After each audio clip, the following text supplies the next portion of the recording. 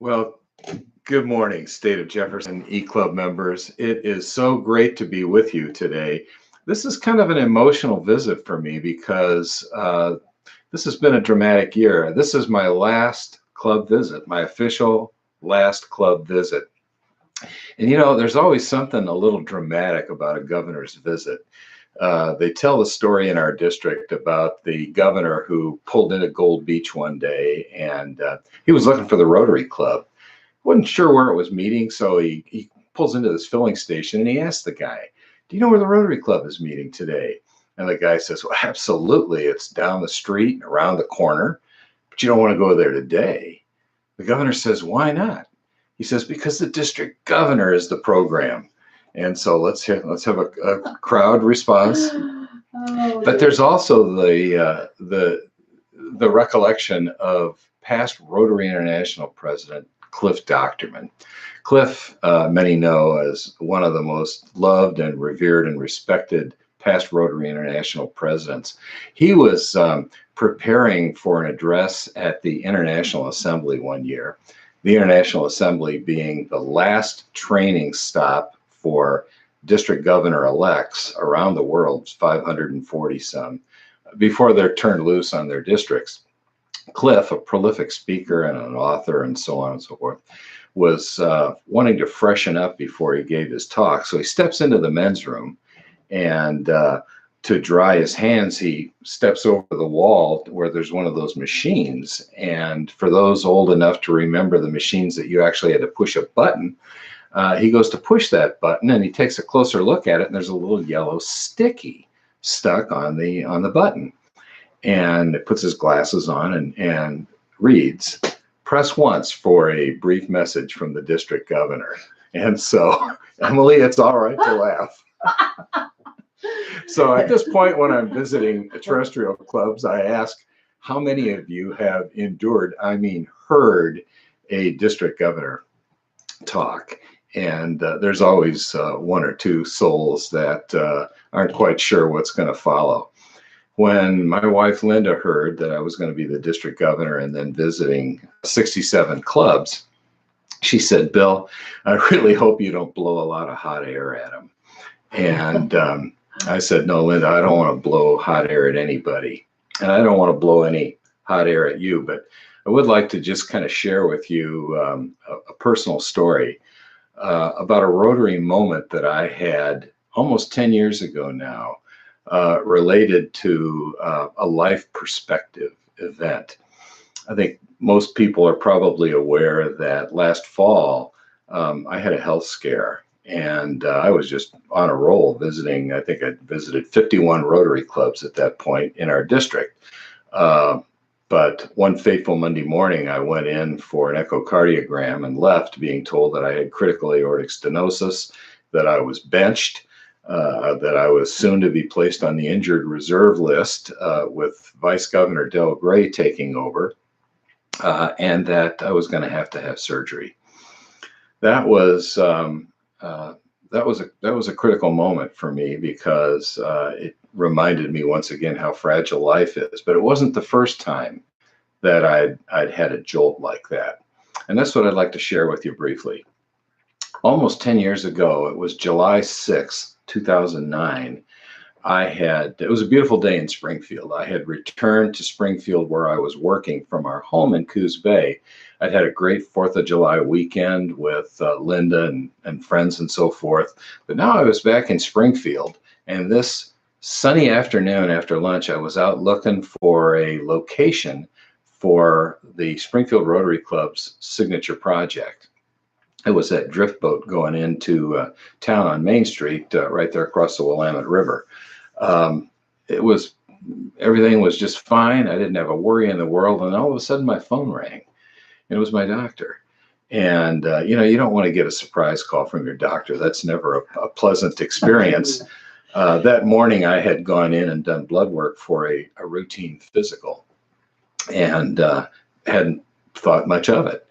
And the doctor says to me, "Bill, do you have bruises all over your body?" And I said, No. I have one big welt on my arm where I had gotten bit by a drill over the weekend on a project on our Coos Bay home. But no, I don't have bruises all over my body.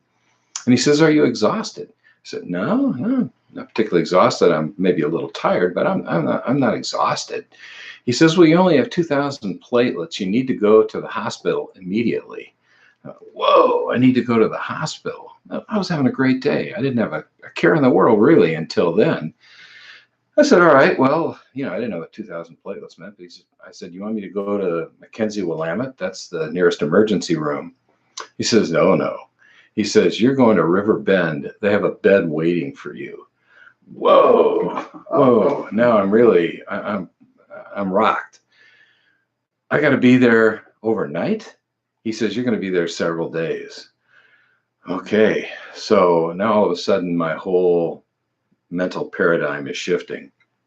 I go back to the office, shut down my computer, tell the boss I'm going to be gone for a period of time. Go back to the condo that I lived in during the week when not at home in Coos Bay, and packed an overnight bag, made arrangements for my dog, headed up to River Bend. And on the way, I called my wife, Linda. Many folks realize that Linda is the now soon to be retiring CEO of South Coast Hospice. Yay is right. And when you're married to the hospice director, you only get sympathy if you have 2 weeks left. And she was giving me way too much sympathy when I told her what was happening. She knew what 2,000 platelets meant. I had not a clue. So I check into River Bend. I go upstairs. I get in one of those ridiculous hospital gowns, and several of you know that I'm 6'4". I think I probably weighed 10 pounds more than I do now.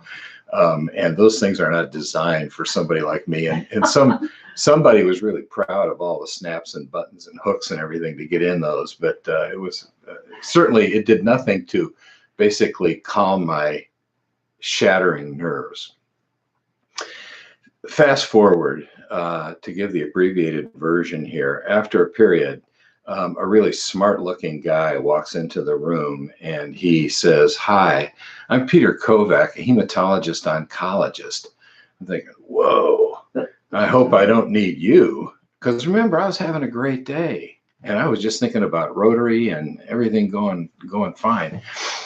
He says, well, he takes my history and he hears that, mom died from leukemia and grandmother died from leukemia. And he's looking at me thinking, well, the guy doesn't look too bad, but I know that the lab work that we took a couple hours earlier tells a tale. He says, "I'm going to go look at your blood under a microscope and I'll be back." So fast forward, an eternity seemed to pass. And he comes back and he says, "I got some really good news for you. It's not curable, but you have one of the best blood cancers you could possibly get." Now I'm thinking, oh my heavens. And so you start to think of all the people you've known who died prematurely and questioning whether you're one of them. And it's kind of like there may be no atheists in foxholes, but I think there's some reality of looking at the gallows and the humor that you hope to find. Fast forward 4 days later, I'm out of River Bend. The next week, she's come over from Coos Bay. She's driving me to Willamette Valley Cancer Institute on Country Club Road in Eugene there for my first outpatient visit. Now I'm on 80 milligrams of prednisone, down from 100. And for those who've been on prednisone for like poison ivy or something, maybe they give you 20 milligrams. I'm on 80. And that's not doing anything to soothe my shattered nerves and self-questions about what on earth is happening here. So we go into the waiting room at Willamette Valley Cancer Institute. And here's where the Rotary moment comes. I'm looking around at the people in the room and they all look pretty healthy. Well, no, they didn't look healthy. They didn't look healthy at all. They looked concerned. And I thought, oh my gosh, what am I doing here? And I look up on the walls and I know some architect, interior designer type was really proud of this, but I see words like hope and faith.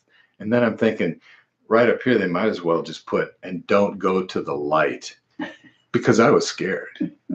And I saw a similar expression on several faces in the room. But then it happened, and I saw him. He was sitting about 8 feet away from me. And it wasn't that he looked not too healthy. It wasn't that he looked really, really concerned and intense. And it wasn't that he was an old guy and he looked a little bit like Dr. Zarkov from the Flash Gordon days, for those who would remember him. It wasn't that at all. What grabbed my attention was this. He was reading this book. I had read this book and it rocked me. Viktor Frankl's Man's Search for Meaning. For those who don't know about Viktor Frankl, amazing guy. He was an Austrian Jew and a neurologist and a psychiatrist and a concentration camp survivor. He writes about his experiences in these various concentration camps during World War II. The amazing thing about his work is that he questioned, why is it that some people survive in these incredibly painful, inhumane conditions in these camps, and others perish and perish quickly? What is it about those who survive that set them apart from the others? And what he discovered as an empirical scientist, doing his analyses, was that the ones that survived were distinct from those who didn't, because the ones that survived had identified some significant purpose in their life. And it could have been anything. It could have been that they had a desire to visit their family. It could have been that they wanted to see the hills where they grew up, or to finish a manuscript that they'd started that didn't finish. It didn't matter. What did matter was that they had identified some significant purpose in their life. And that's what I realized I was trying to do at that very moment. And it led to a Rotary moment. That was the summer of 2009. I spent that summer doing several things. One, taking what felt like a gallon of chemotherapy through these veins. Two, I was serving as president of the Springfield Rotary Club and deriving incredible satisfaction out of that. But three, I was thinking about what really is the life worth living. What is the value that I have been placed on this planet to do? What is my responsibility as a human being? And that's where Rotary came in. And so that's where I came to appreciate that Rotary and the things that we do as Rotarians gives me and you the values that add meaning to your life beyond just the ambience of having faith in God and loving your family and maybe a satisfying career. And, I had all those things. I don't want to represent to anyone that I was living a valueless life. Not at all. But I came to realize, before Rotary even established its vision, that was my vision as well. And as Rotarians, we know that we have a purpose, and that purpose is to unite, come together, and create lasting change across the globe, lasting change in our own communities, and lasting change in ourselves. I have never gone to Guatemala and participated in a project like Emily Francona has done. I've never gone to the four corners of the United States and installed solar panels like so many in this club have done.